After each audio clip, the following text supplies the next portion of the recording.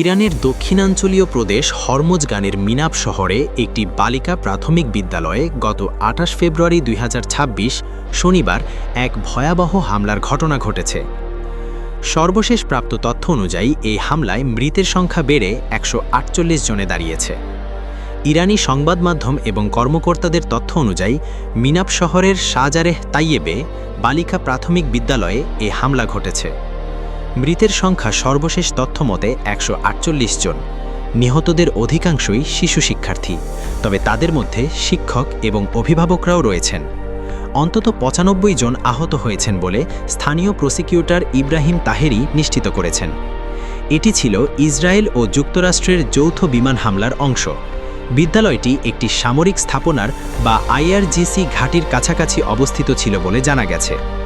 Iran এই হামলাকে বর্বর অপরাধ হিসেবে অভিহিত করে এর তীব্র নিন্দা জানিয়েছে।